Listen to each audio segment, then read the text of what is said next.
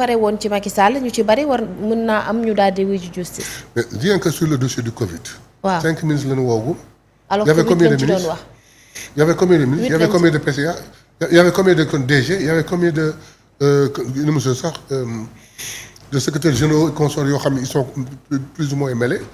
ñu ngi nekk def am na nag ñoo xam ne jaar nañ ci suuf. dem defi médiation pénale. ok ba régler li ñuy régler ba génn ci. mais dossier yaa ngi fi rien que pour ça am na d'autres dossiers.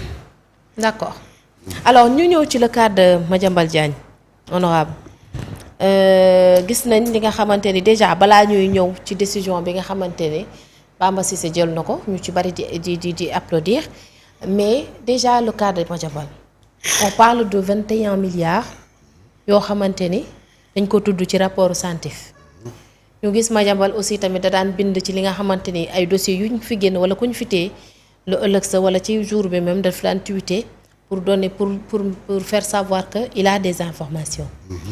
Il n'a pas donné signe de vie depuis bi ñu ko arrêté li nga xamante ni moom moo di ca fa nga xamante moom moo di aéroport ba après ci la wax ni génn na réew mi le soir même ma nga France. situation bi lii yëpp boo ko doon analyser balaa ñuy ñëw ci décision wu ministre bi. xam nga Madiambal. semaine bi sama bopp dafa féex ci moom. ah bon. bi ñu nekkee opposition acharnement bi Madiambal acharné woon sonn ci xeex ak tweet ak plateau bu ne mu toog fa Ousmane du doon candidat. ku bokk ak Ousmane du doon candidat ku jege Ousmane doo doon candidat ku allié Ousmane doo nekk candidat je me dirais que haine bi lan moo ko jur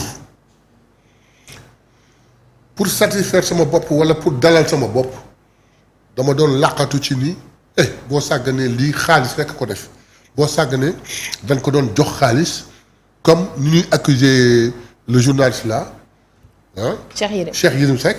kon peut-être moom tamit dañ ko doon jox xaalis moo tax muy waxee nii mais mu continuer acharnement même bi ñu jëlee réew mi il a tout fait pour perturber dem na ba nee na moom mooy nettali de. dem toog ak kilifa yu Touba yi naan leen kii arrêté leen ko parce que bu jëlee réew mi ci kaw Touba la jëm su ba paree Touba la jëm.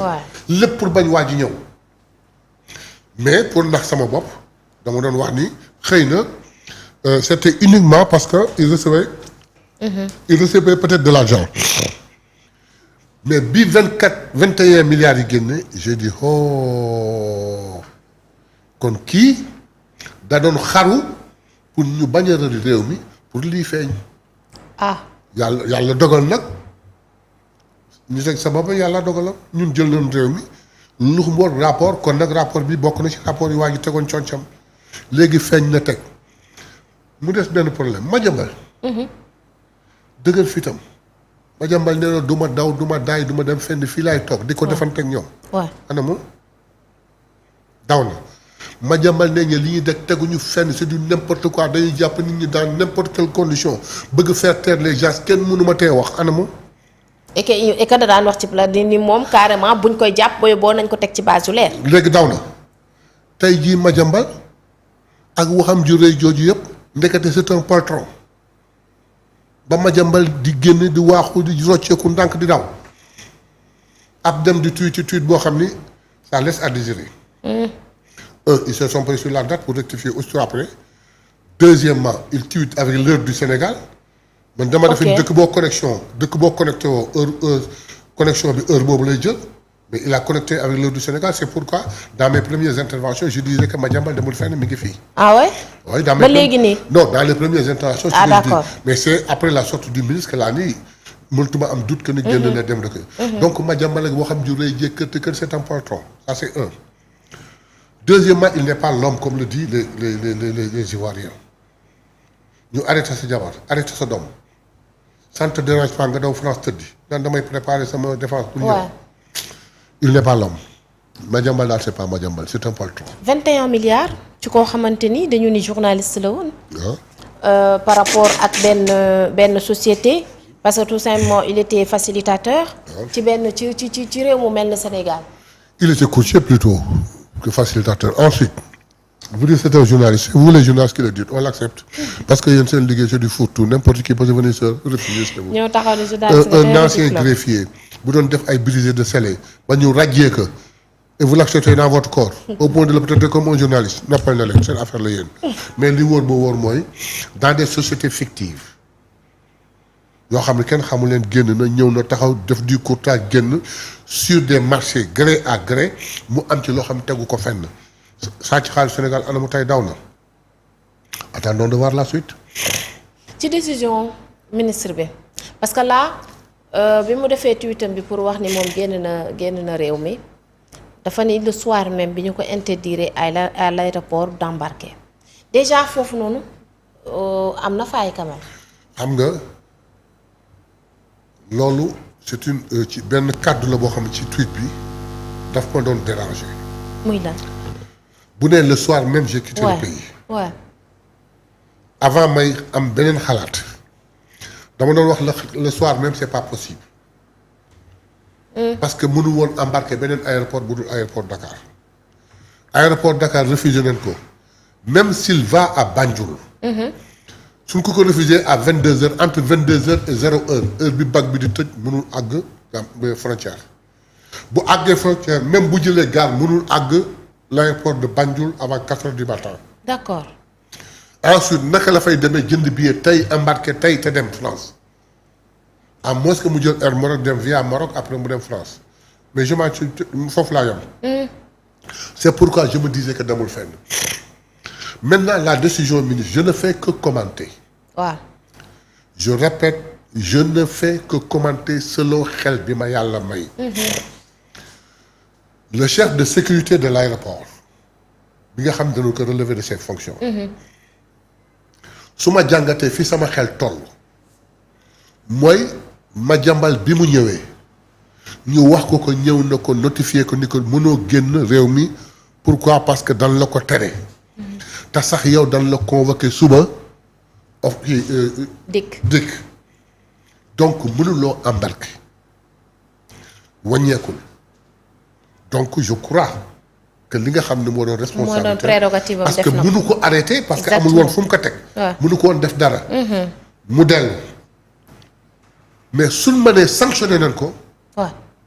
sama xel dafa gaaw sama xel ba pare ñu ni ma ñu ngi def une enquête. waaw. sama xel wàññeeku ni ma est-ce que loolu bi mu ko defee ba dem amul lu doxaat ci gannaawam pour ma ñëw embarqué. mu jaare aéroport AIBD. loolu la sama xel jox man affirmé wu ko dama xel moo ma ko jox. ok en fonction de la sanction bi mu jot. te man pour man li mu war a def na ko. donc bu sanction ñëwee ba pare enquête ñëw rek mooy ragal naa ni dama ko ragal képp nag. waaw. bañ ko ma dagg ak di ma wane kii. que Madiambal boo sàgganee aéroport boobu la embarqué sama xol ma ko may. et le fait d'utiliser le mot le soir même. voilà maa ngi France. non le soir même avant la sanction bi mu ko waxee loolu sama njortu ñaaw na c'est pourquoi. excusez-moi. waaw. c'est pourquoi je me suis dit demul fenn mi ngi fii mais bi sanction bi daanoo te man kilifa gi ñëw na arrêté ko signifié que nu mënoo dem wax ko ni ko dal la convoqué génne ko aéroport bi def na liggéeyam. waaw. mënu ko arrêté pourquoi parce que sanction bi amul fu lan mu koy moo tax teg muy dal ci mais kawam. bu sanction bi dalee ci kawam mooy am na lu fa xew leneen sama njortu la njortu boobu nag yóbbu moo ba ma xalaat ni est-ce que Madiambal wàññeekuwul jaar fa mu war a jaar ba ñëw embarqué. Le soir même laa jël additionné ko ak la sanction. pour trouver ça je peux fausser nag l'addition. waaw d'accord alors ci cadre boobu noonu ñu ci bari di spéculer surtout nag ñi nga xamante ne ay ñaaleem lañ parce que là dañuy wax ni Madiambal dafa il est informé bu ñu demee ba li nga xamante ne moom moo di lu toll ni scientifique di def rapport ci yow wala di def ay jàngat ci yow di nga am information ni yow mi ñu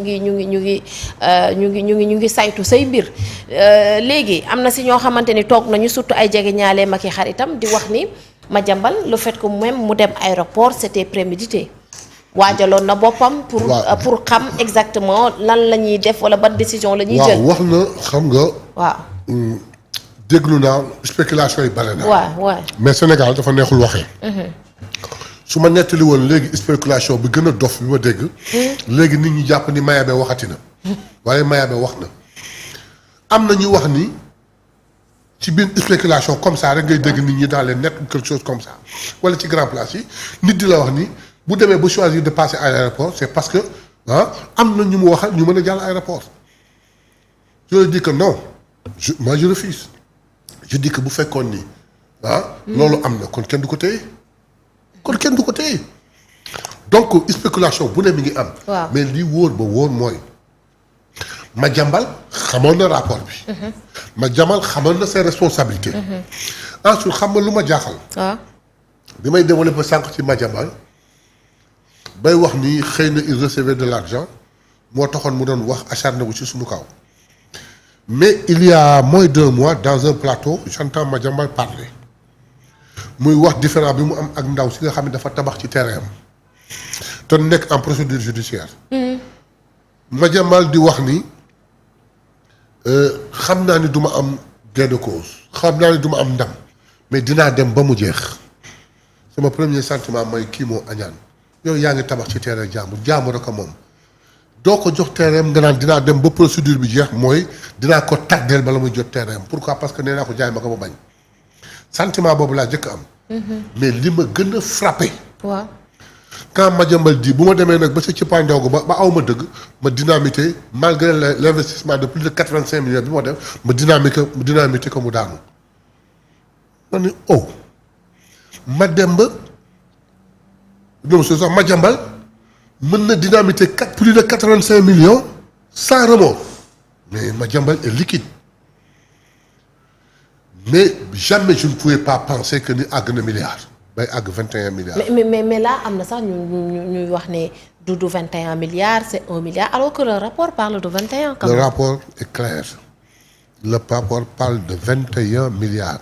processus bi yëpp sotti argent yëpp fa mu jaar ak yëpp yi jabar ji encaissé ak yëpp le rapport a tout dit pourquoi ñu tey jabar ji. ak ñaari contrairement à ce que les gens pensent parce que ñu bare loolu la ñuy wax. dañu jàpp jabar ji ak doom ji. pour Madiambal ñëw. c'est pas le cas. non jabar ji.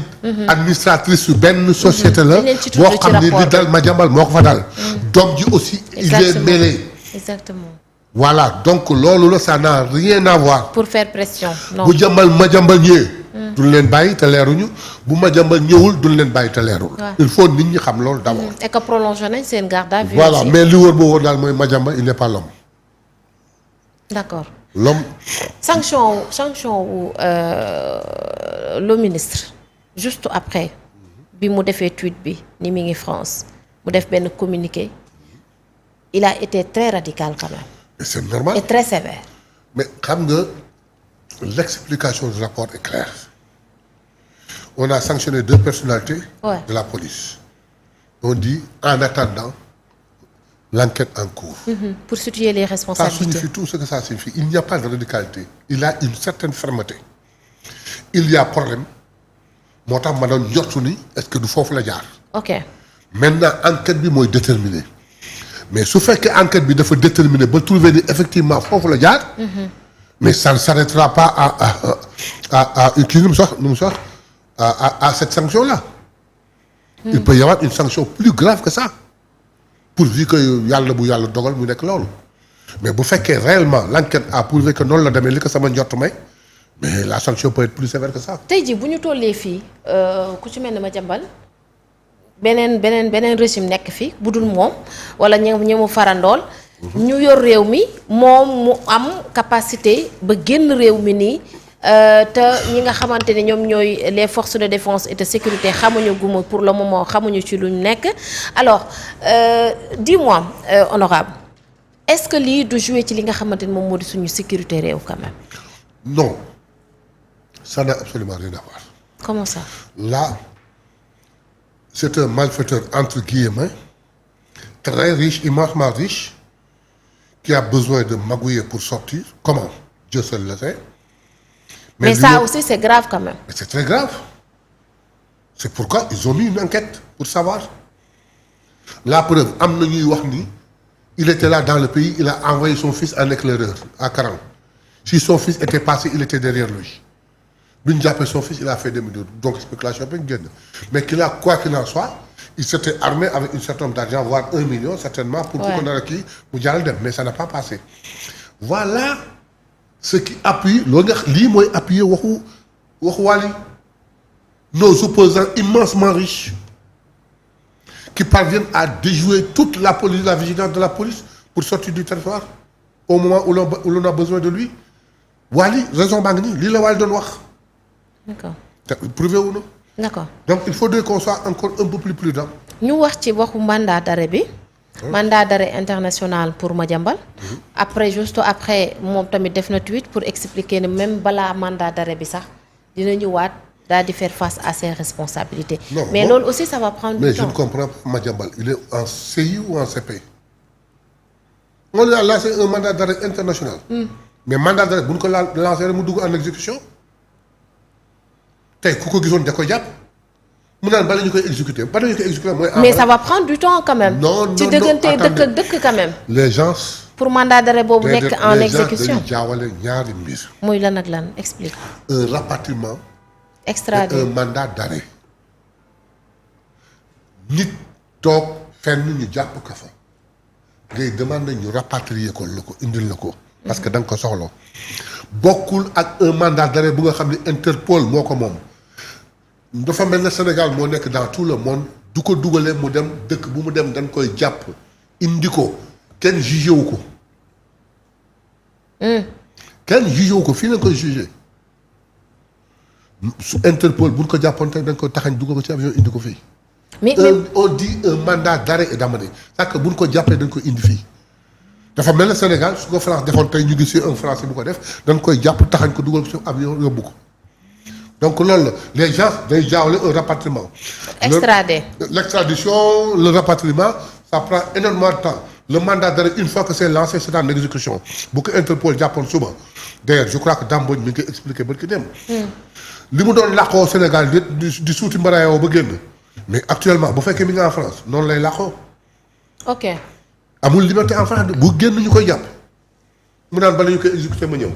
waaw mais tey jii bu fekkee. dafa war a wax bala ñu may jàpp dinaa ñëw. mais am na ay spécialité yoo xamante ni dañu mandat d'arrêt boobu noonu juste pour extrader amul benn pays boo xamante ni ils sont dans l'obligation d'extrader koo xamante ni aussi pour andi ko ci réew mi loolu tamit ça demande déjà coopération yoo xamante ni Sénégal ak France am nañ ko dafay demander tamit benn procédure boo xamante ni war nañ ko mën maanaam France amul obligation. pour ñu extrader ko andiwaat ko Sénégal aussi. xam nga. waaw. extrader quelqu'un beneen processus la. ok. kii kenn déggu ko fenn dañ ko soxla procédure ubbeekoogul bala muy ubbeeku mu wuy ji wuy jéegul kenn xamul lu mu def ba pare il y a un délit de fuite. waaw. dafa yokk karaw ci xar mi. il y a un délit de fuite boo xam ne rien que ça buñ ko jàppoon tey bu ñëwee bala muy dem ci juge bi prison lay jëkkee.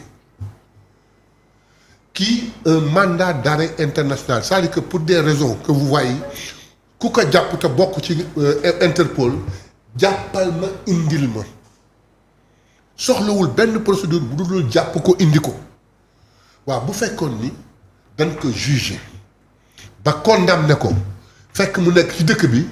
si ngay yóbbu soit dëkk boobu nga wax juger la ko fa. en fonction des faits. ba jàpp ko ñu extrader ko kooku c'est une procédure très longue. qui n'a absolument rien à voir avec le mandat d'arrêt international. le mandat d'arrêt international daal mooy une procédure est en cours. nanguwu ci dem daw na jàppal leen ma indil ba